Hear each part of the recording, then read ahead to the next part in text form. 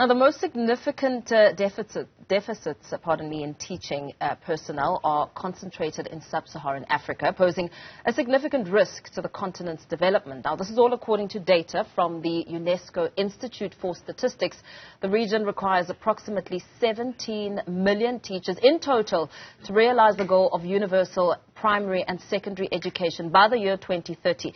Let's now speak to Noloyiso Lange, a teacher at St. David's Marist School, and Daniel Mclaren, who's a public finance economist, ECD program, Ilifa Labantwana.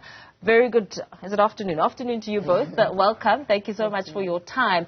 I mean, we've just listened to Deputy President Paul Mashatile saying that we hope you never tire of doing good. You're all winners. Speaking to the importance of this day, perhaps, Noloyiso, let's start with you. As we try and mark International Teachers' Day, looking at the access to the career and how many people are interested in it and why you wake up each and every morning teaching a full class, what inspires you? Yeah, that's a tough one. I didn't choose teaching. It was kind of a last resort for me. And even when I tried to get into the industry, there were a lot of obstacles. I didn't have the qualifications that looked like what a teacher had to be. I had a degree. I didn't have a B.Ed. And I needed an organization to give me a chance. And that's what I got, and that's how I got into education. And I actually only discovered once I was in that, hey, I'm actually good at this. And I actually like doing this work. Yeah. And I enjoy working with people. I enjoy working with kids and adults and this whole variety. So I think what inspires me every day would definitely be the challenge of teaching, because I can set the perfect lesson and show up at school and it falls on its face because all the boys have gone to sport, or, you know, something has happened and things are just not okay, or it just wasn't the best lesson for that day. So it's always exciting, it's always different every day, and you just don't know how the day will turn out. And that, for me, that challenge and that excitement is what keeps me coming back. Yeah. Incredible. Today marking International Teachers' Day, why do you think it's so important that we highlight this day and really just speak to some of the challenges and opportunities within the teaching space? Well, I think, Paul, that we probably all have a fond memory of a teacher that really looked after us, really invested in us, really tuned into our needs. And I think, it's important that we as a society recognize teachers for the work that they do. Teachers face challenges, and they put in a lot of effort every single week to make sure that, our children get the best education they can. And we were just talking about, how big an issue burnout is in the sector, for example, teachers just working so hard. So, yeah, I think it's very important that we just pause and say thank you once in a while. Absolutely. Looking at the challenges within the education sector, I know that your mother was a teacher in the Eastern Cape a long time ago, and I would imagine that the challenges that she faced on a day-to-day are so different, perhaps, to what you encounter on a day-to-day. What would you say are some of the main challenges as you walk into a classroom and interact with different children from different homes and backgrounds? Well, that's exactly it, actually. When you're faced with a class, and a public school teacher like my mother would be in a classroom of 35 is a small class. I've never taught in a public school, so I'm not sure what the numbers are, but they can go up to as high as 65. Yes. So you've got 65 different personalities, 65 different home environments, 65 different learning barriers, 65 different ways of learning. So that's definitely a challenge. And at St. David's, my classes vary from 20 to 25. So that's a much smaller class. So I really think of myself as privileged to have such small classes. But even in that, there are challenges. There are 25 different people. Sometimes, first thing in the morning, you'll get an email, so-and-so's father has, experienced a difficulty. This one has lost a grandfather, or this difficulty has happened in this one's family. And you have to handle that in a classroom. I had a boy whose grandfather died, and he was quite close to him. And we have to get on with work, but you have to be sensitive to what this one boy in a class of 23, 24 boys is going through, and you have to be sensitive to that. So that's definitely a challenge. Besides the technology, besides the iPads and the cell phones, the biggest challenges is dealing with a variety of personalities and being sensitive to all of them and being fair and treating them all fairly. Yeah, we'll talk about the proliferation of technology in the classroom, but perhaps looking at your piece that you wrote, you point out that since 1994, significant gains have been made in maternal and child health and income support for children, with 90% of women receiving antenatal care and child mortality almost halved since 1994. But this is clearly not enough. What is lacking in the public ECD sector? Yeah, so you point out there where we've done well, and where we've done well on the back of significant public investments in maternal and child health, and also in income support through the child support grant. I think everyone knows those are large items on the budget. And the areas where we've maybe neglected is around early learning programs in particular, as well as support for caregivers. So the op-ed which I put out was really looking at early learning in South Africa, where the gaps and deficits are there, and where the opportunities are.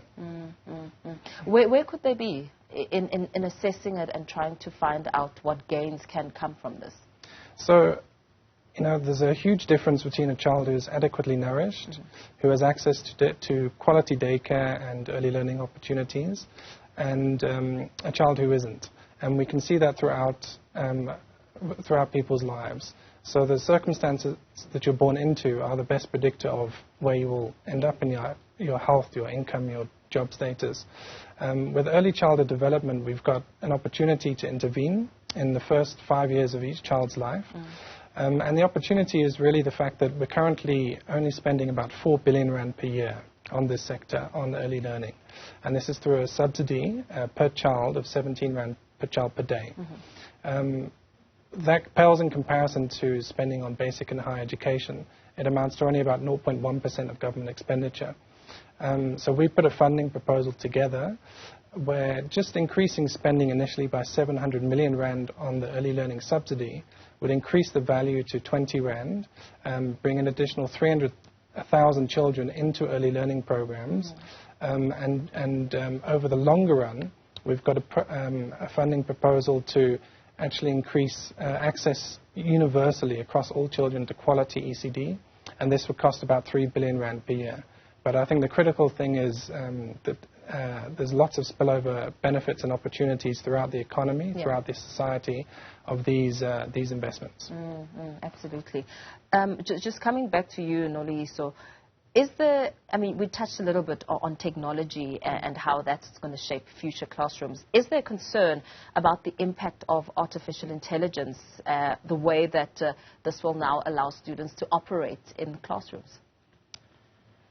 I think the approach that we take at St. David's is we actually, if you talk about GPT, for example, when it came out, there was at first, you read the headlines and you're like, it's going to change the classroom, it's going to change, and kids are going to cut corners and the device is going to help them write essays. And what we chose to do was actually sit and play with the actual, with this actual new technology and see what it can do.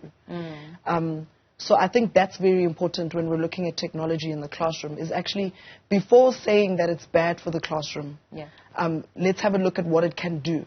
And funnel that and channel that into our essay writing, into our oral writing, and so on.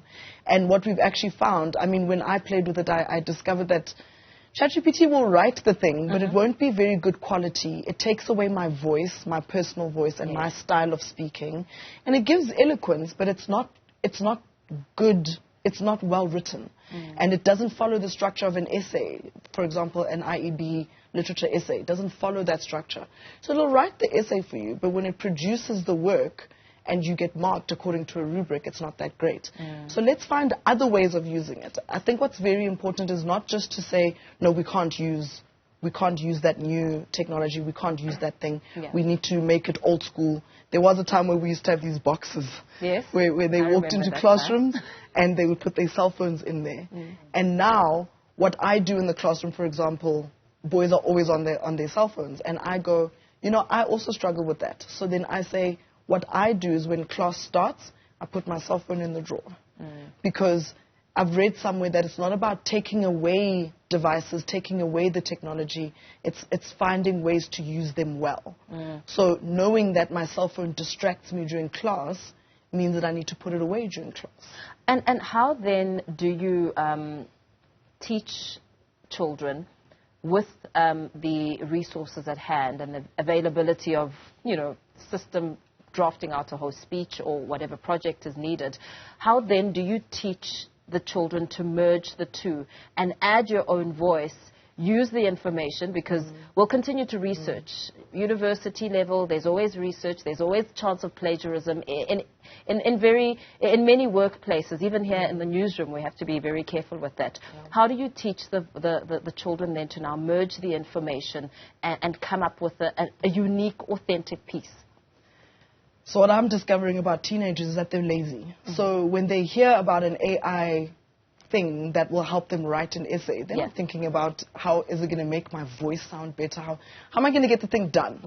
Right? That's what they want. So they'll type out the question, they'll put it up on the interweb, and the thing will write out an essay or a speech for them. That's what they want, right?